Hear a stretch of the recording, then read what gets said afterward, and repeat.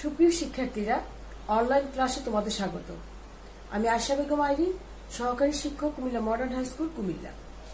শিক্ষার্থী বন্ধুরা, আমি আজ অষ্টম শ্রেণীর বাংলাদেশ ও বিশ্ব পরিচয় বিষয়ে অধ্যায় 9 বাংলাদেশের জনসংখ্যা ও উন্নয়ন নিয়ে আলোচনা করব।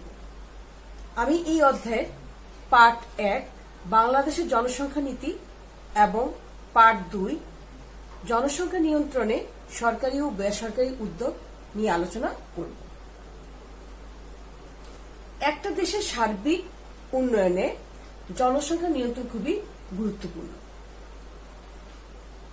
জনসংখ্যা ও উন্নয়ন এই দুটি ধারণা একে অপরের সাথে সম্পর্কিত।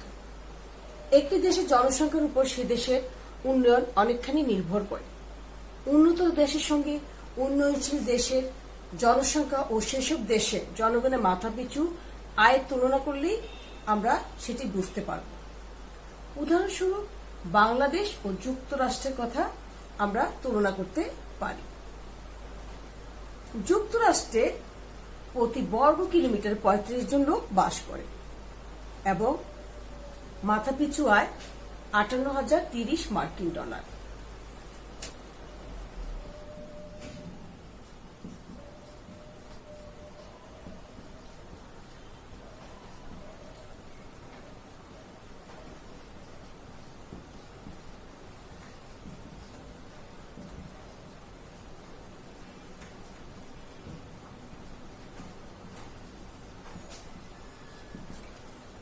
আর বাংলাদেশের পাশাপাশি বাংলাদেশে প্রতি বর্গ কিলোমিটারে 1252 জন লোক বাস করে এবং মাথাপিছু আয় হল 1610 মার্কিন ডলার।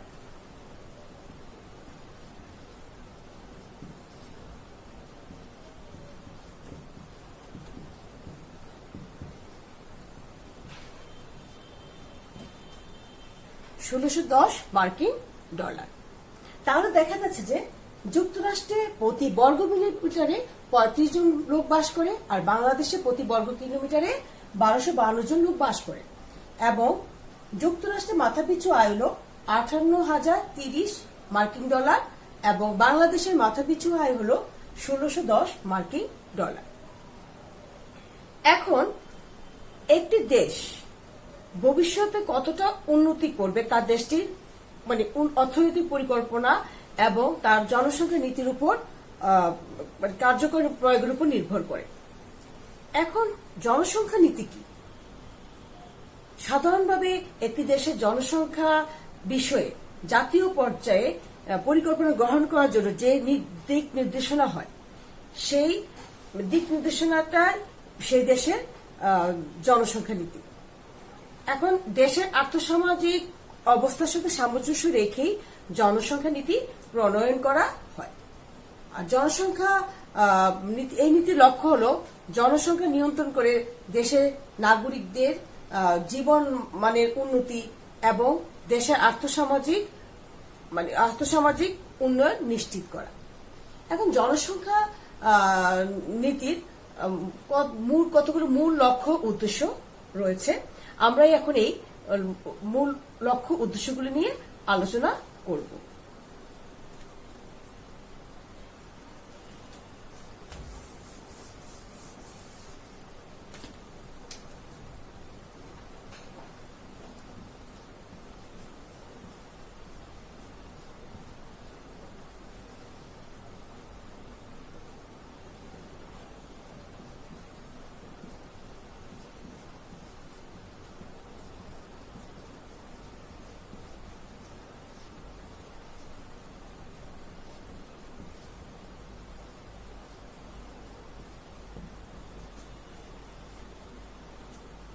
এক নম্বর লক্ষ্য উদ্দেশ্য হল প্রয়োজনীয় স্বাস্থ্যসেবা নিশ্চিত করা। এখন দেশের সব মানুষের কাছে প্রয়োজনীয় স্বাস্থ্যসেবা পৌঁছে দিতে হবে। বিশেষ করে দরিদ্র জনগোষ্ঠী জন্য পরিবার পরিকল্পনা ব্যবস্থাও এবং অত্যাবশ্যকীয় স্বাস্থ্যসেবা নিশ্চিত করতে হবে।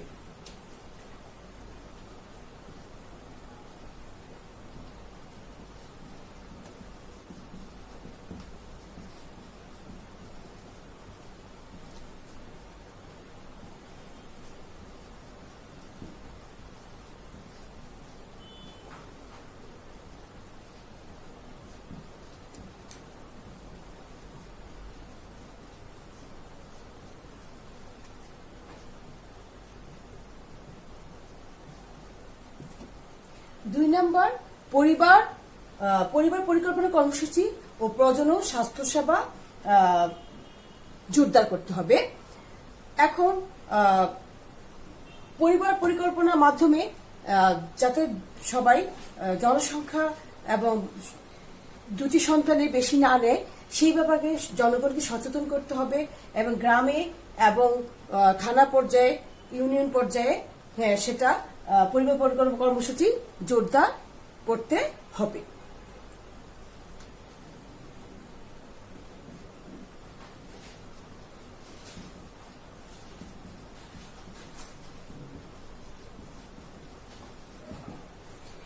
তিন নম্বর শিশু ও নারীর পুষ্টি।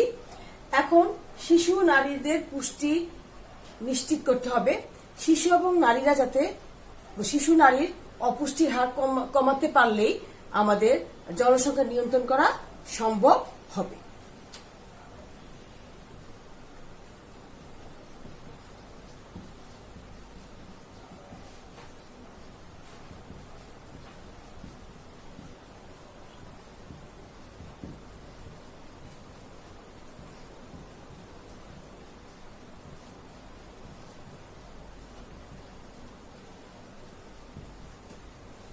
চার, থানা ও ইউনিয়ন পর্যায়ে স্বাস্থ্যসেবা নিশ্চিত করা।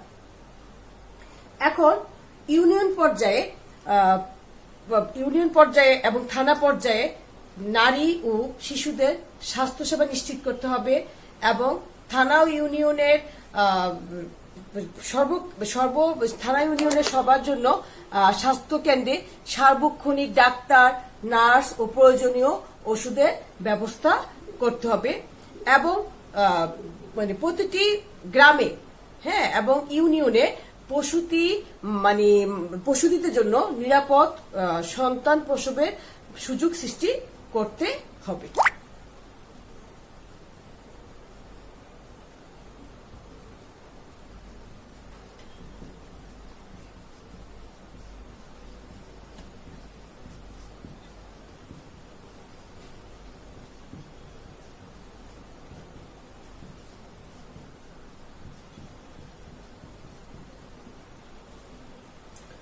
পাঁচ নম্বর হলো সর্বত্র ও সকলের কাছে স্বাস্থ্যসেবা পৌঁছে দেওয়া। এখন প্রাথমিক স্বাস্থ্যসেবা সম্প্রসারণের মাধ্যমে সকলের কাছে যাতে স্বাস্থ্যসেবা পৌঁছতে পারে সেই ব্যাপারে সবাইকে সচেতন হতে হবে এবং সবাই যাতে স্বাস্থ্যসেবা পায় সেটাও নিশ্চিত করতে হবে।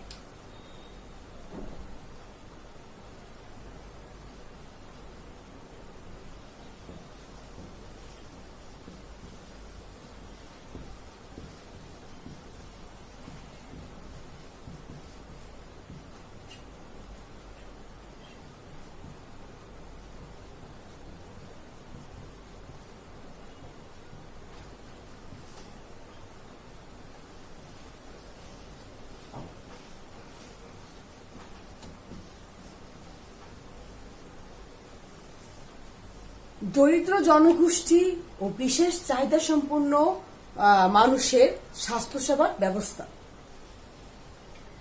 তাহলে কি বাংলাদেশে বেশিরভাগ মানুষই দরিদ্র সীমার নিচে বসবাস করে। এখন অনেক বিশেষ চাহিদা সম্পন্ন অনেক মানুষ আছে, তাদের কথাও বিবেচনা করে স্বাস্থ্যসেবার ব্যবস্থা করতে হবে এবং প্রত্যেকেই যাতে সমানভাবে স্বাস্থ্যসেবার সুযোগ সুবিধা পায়, ওষুধ পায়, সেই ব্যবস্থা নিশ্চিত করতে হবে। তাহলে আমাদের জনসংখ্যা নিয়ন্ত্রণ করা সম্ভব হবে।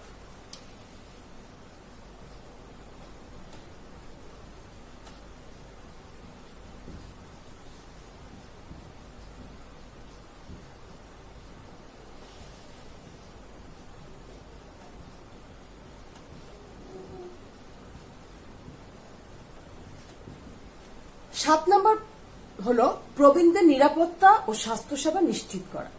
এখন প্রবীণ কারা? আমরা সাধারণত 60 বয়সের মানুষকে প্রবীণ বলে জানি। এখন এই 60 বয়সের মানুষেরা তারা কি হয়, অসহায় থাকে, তারা আয় রোজগার করে না, ছেলে মেয়েদের উপর নির্ভরশীল থাকে। অনেক সময় ছেলে মেয়েরা তাদের কি করে খোঁজখবরও রাখে না। সেই জন্য প্রবীণদের নিরাপত্তার ব্যবস্থা করতে হবে এবং প্রবীণরা যাতে প্রয়োজনীয় স্বাস্থ্যসেবা পায় সেদিকেও সচেতন থাকতে হবে এবং তাদের স্বাস্থ্যসেবা নিশ্চিত করতে হবে। দেখো, এই যে আমাদের বাংলাদেশে প্রতি 2 ফেব্রুয়ারি, প্রতি বছর 2 ফেব্রুয়ারি কি হয়, জাতীয় জনসংখ্যা দিবস পালন করা হয়। জনসংখ্যা সম্পর্কে বর্তমানে বাংলাদেশের স্লোগান হলো 2টি সন্তানই বেশি নয়, একটি হলে ভালো হয়। তো আমাদের এই যে লক্ষ্য উদ্দেশ্যগুলো যদি আমরা মেনে চলি তাহলে, এবং আমরা যদি এসব লক্ষ্য উদ্দেশ্যের ব্যাপারে সচেতন থাকি, তাহলে বাংলাদেশের জনসংখ্যা নিয়ন্ত্রণ করা সম্ভব। এরপর যে আমি পার্ট 2 জনসংখ্যা নিয়ন্ত্রণে সরকারি ও বেসরকারি উদ্যোগগুলো নিয়ে আলোচনা করব। যে ভূমিকাটি নিতে হবে তা হলো জনসংখ্যা বৃদ্ধির হার কমিয়ে আনতে হবে। আর জনসংখ্যা বৃদ্ধির বর্তমান হার কমিয়ে আনার জন্য সরকারি ও বেসরকারিভাবে বিভিন্ন উদ্যোগ গ্রহণ করা হয়েছে। এখন এই পর্যায়ে আমি সরকারি উদ্যোগগুলো নিয়ে আলোচনা করব।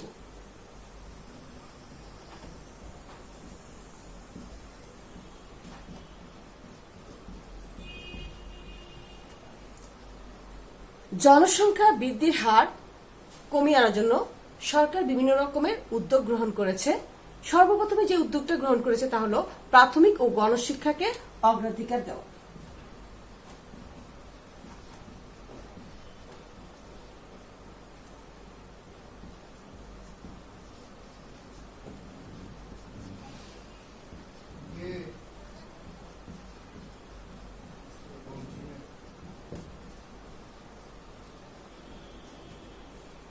প্রাথমিক ও গণশিক্ষাকে অগ্রাধিকার দেওয়া। নিরক্ষরতা দূরীকরণ ও সাক্ষরতার হার বাড়ানোর জন্য সরকার প্রাথমিক ও গণশিক্ষাকে অগ্রাধিকার দিয়েছেন। সরকার 2014 সালের মধ্যে নিরক্ষরতা দূর ও 2015 সালের মধ্যে সবার জন্য শিক্ষা নিশ্চিত করার পরিকল্পনা গ্রহণ করেছে। আর ইতিমধ্যে এই কর্মসূচি শতভাগ অর্জিত না হলেও প্রায় অর্জনের পথে। 2 হলো নারী শিক্ষার প্রসার।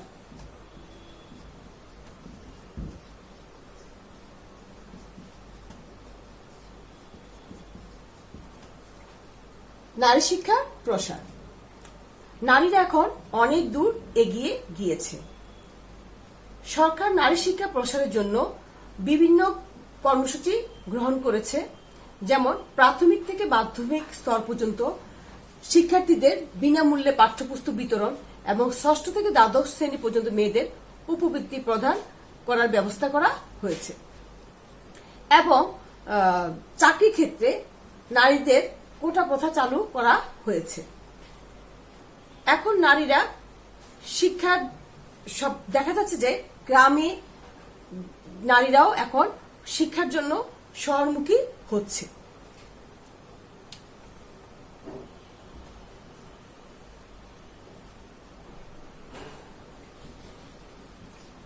চিকিৎসা সেবা,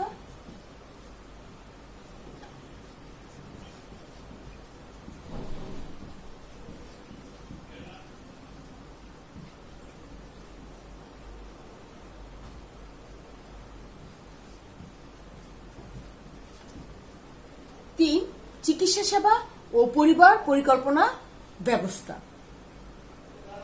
এখন সরকার নাগরিকদের চিকিৎসা সেবা নিশ্চিত করার জন্য পরিবার পরিকল্পনা ব্যবস্থা নিয়েছে। একই সঙ্গে পরিবার যাতে ছোট রাখা যায় সেজন্য স্বাস্থ্য সেবা ও পরিবার কল্যাণ কার্যক্রমও চালু করেছে।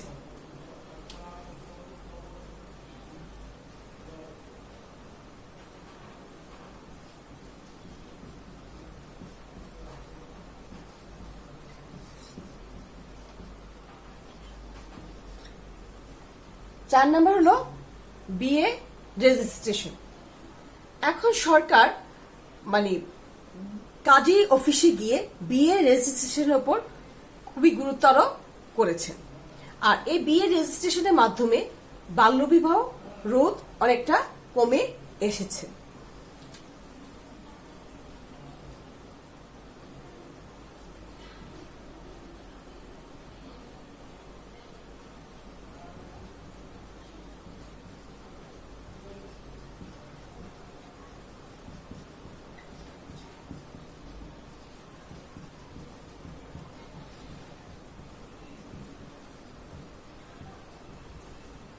পাঁচ নম্বর, আয় বৃদ্ধিমূলক কাজে নারীদের অংশগ্রহণ। এখন নারীরা এখন বিভিন্ন ক্ষেত্রে নারীদের যোগদান দেখা যাচ্ছে। যেমন সরকার হাঁস মুরগি খামার ও মাছ চাষের মতো আয় বৃদ্ধিমূলক কর্মসূচিতে নারীদের অংশগ্রহণের উপর খুবই জোরদার গুরুত্ব আরোপ করছেন। তারপর পোশাক শিল্প, কারুশিল্প, ক্ষুদ্র কুটির শিল্প নারীদের বর্তমানে বেশি সংখ্যায় অংশ নিতে দেখা যাচ্ছে। তারপরে এগুলো জনসংখ্যা নিয়ন্ত্রণে গুরুত্বপূর্ণ ভূমিকা রাখবে। আর শিশু মৃত্যু হ্রাসের ক্ষেত্রে সাফল্য অর্জন করায় বাংলাদেশ 2010 সালে জাতিসংঘ পুরস্কার লাভ করেছে। আর নারীরা বিভিন্ন রকম আয় রোজগারমূলক কাজে অংশগ্রহণ করছে বলে নারীরা এখন আয় রোজগারমূলক কাজের পাশাপাশি নিজেদের পড়াশোনাটাও চালিয়ে যেতে পারছে এবং সংসারও তারা বাড়তি কিছু টাকা দিতে পারছে। তারপরে এছাড়া নারীর ক্ষমতায়নের জন্য নারীর শিক্ষকতার নানা চাকরির ক্ষেত্রে কোটা প্রথা চালু করা হয়েছে। তো এই হলো সরকারি উদ্যোগগুলো। প্রথম হলো প্রাথমিক ও গণশিক্ষাকে অগ্রাধিকার দেওয়া, 2 নম্বর নারী শিক্ষার প্রসার, 3 নম্বর চিকিৎসা সেবা ও পরিবার পরিকল্পনা ব্যবস্থা, 4 বিয়ে রেজিস্ট্রেশন, 5 আয় বৃদ্ধিমূলক কাজে নারীদের অংশগ্রহণ। এই পর্যায়ে আমরা বেসরকারি উদ্যোগগুলি নিয়ে আলোচনা করব।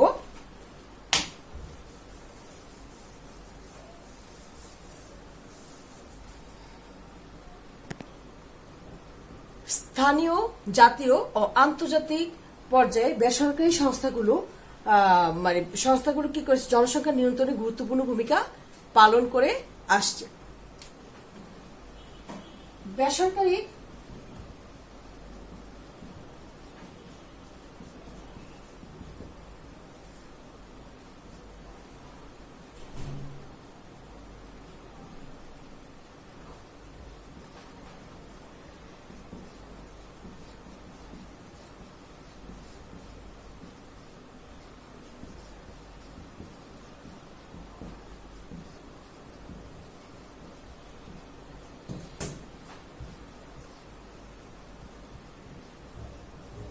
বেসরকারি উদ্যোগের মধ্যে প্রথম 1 নম্বর হলো কমিউনিটি ভিত্তিক পরিবার পরিকল্পনা প্রকল্প।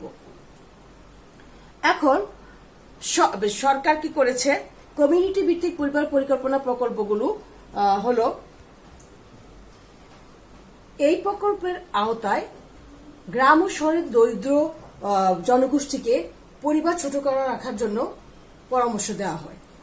পরিবার পরিকল্পনা পদ্ধতি গ্রহণে তাদেরকে উৎসাহ দেওয়া হয় এবং প্রকল্পের আওতায় মা ও শিশুর স্বাস্থ্য, টিকা, তারপরে ইনজেকশন ও পুষ্টি শিক্ষা বিষয় সেবা প্রদান করা হয়।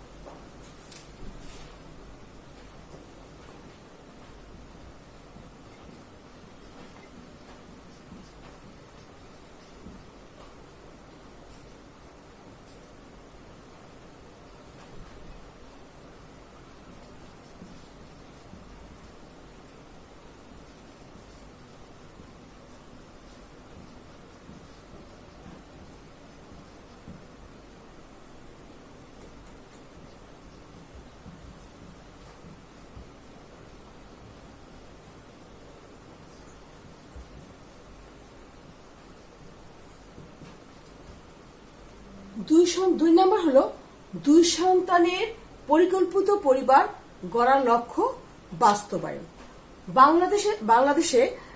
বাংলাদেশ সরকার 2টি সন্তানের পরিবার গড়ার জাতীয় লক্ষ্য নির্ধারণ করেছে। আর বেসরকারি সংস্থাগুলো এই লক্ষ্য অর্জনের জন্য কি করেছে, কাজ করে যাচ্ছে। তারা কি করেছে, পরিবার পরিকল্পনা পদ্ধতি গ্রহণে জনগণকে উদ্বুদ্ধ করছে এবং সেই মোতাবেক তারা কাজ করে যাচ্ছে এবং গ্রামে থানা ইউনিয়নে তারা কি করেছে, জনগণকে পরিবার পরিকল্পনা সম্পর্কে তাদেরকে জানান দিচ্ছে।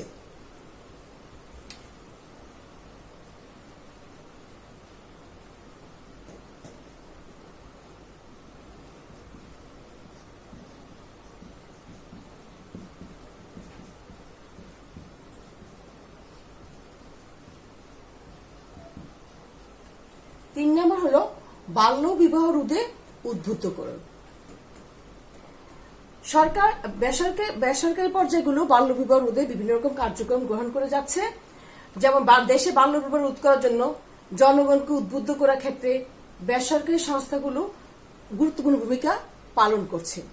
তারা বিভিন্ন সভা সেমিনার করছে, তারপরে তারা ডকুমেন্টারি ফিল্ম করছে, যাতে এগুলোর মাধ্যমে জনগণ সচেতন হয় এবং বাল্য বিবাহ রোধে যাতে তারা সচেতন হয়, এই জন্য তারা বিভিন্ন রকম কার্যক্রম চালিয়ে যাচ্ছে।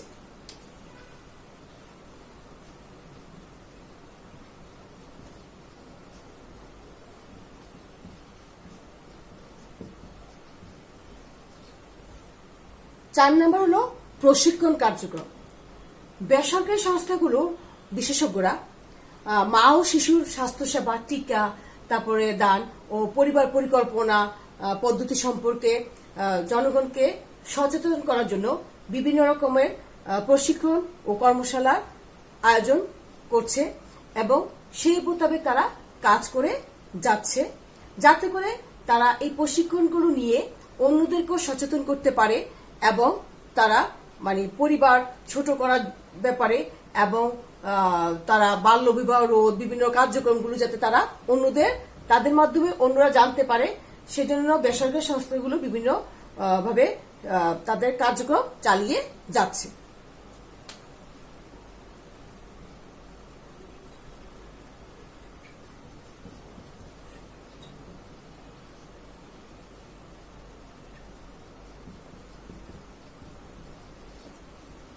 পাঁচ নম্বর হলো সচেতনতা কার্যক্রম। জনসংখ্যা সমস্যা মোকাবেলায় বেসরকারি সংস্থাগুলো জনগণকে সচেতন করার জন্য নানা রকম উপকরণ ব্যবহার করছে, যেমন পরিবার পরিকল্পনা বিষয়ে সাময়িকী, পোস্টার, তারপর ডকুমেন্টারি ফিল্ম, ক্যালেন্ডার, চার্ট ইত্যাদি তারা ব্যবহার করছে, যেগুলো মাধ্যমে মানুষ সচেতন হতে পারে, যেগুলো এই ফিল্মগুলি দেখে যাতে মানুষ নিজেরাও সচেতন হয় এবং অন্যদেরকেও সচেতন করতে পারে। এবং এই বিভিন্ন প্রশিক্ষণ বেসরকারি সংস্থাগুলো যে বিভিন্ন প্রশিক্ষণের ব্যবস্থা করেছে, সেই প্রশিক্ষণগুলো নেওয়ার মাধ্যমেও যাতে তারা নিজেরাও সচেতন হয় এবং অন্যদেরও সচেতন করতে পারে, সেভাবে বেসরকারি সংস্থাগুলো কাজ করে যাচ্ছে।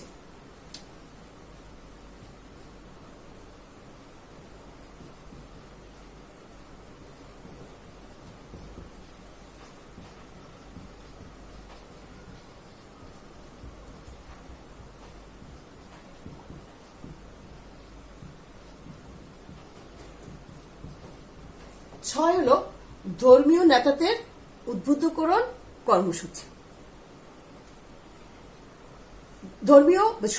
বেসরকারি সংস্থাগুলো স্থানীয় ধর্মীয় নেতাদের জন্য কর্মশালার আয়োজন করে তাদের এই ব্যাপারে উদ্বুদ্ধকরণের সহায়তা করে থাকে।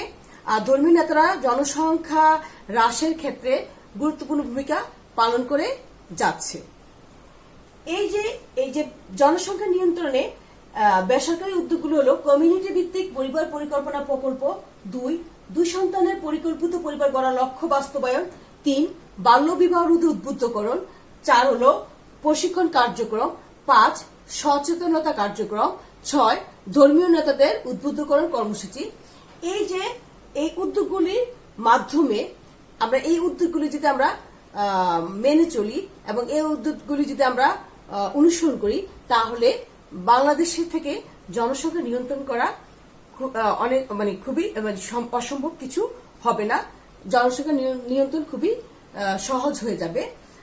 যাই হোক শিক্ষার্থী বন্ধুরা, আমি তোমাদের এই অধ্যায়ের পার্ট 1 ও 2 আজকে আলোচনা করলাম। পরবর্তী ক্লাসে আমি বাকি অংশটুকু আলোচনা করব। তো আমি আশা করব তোমরা যতটুকু আমি তোমাদের আলোচনা করেছি তোমরা নিশ্চয়ই বুঝতে পেরেছো। তো তোমাদের আরো সহজ হয়ে যাবে যদি তোমরা বাসায় একটু যতটুকু পড়ালাম তোমরা যদি একটু মানে বইটা খুলে যদি একটু লক্ষ্য করো। আর এ পর্যন্তই, তোমরা অবশ্যই বাসায় একটু পড়াশোনা করবে আর বাসায় থাকবে, আর দূরত্ব বজায় রেখে চলবে, ঘর থেকে বের হবে না। আর তৃতীয় অনলাইন পরীক্ষা আমাদের 1 তারিখে শুরু হবে, সেই মানে পরীক্ষার জন্য তোমরা প্রস্তুতি নিবে। এই আশা ব্যক্ত রেখে আমি আজকের মতো আমার ক্লাস শেষ করছি। আল্লাহ হাফিজ।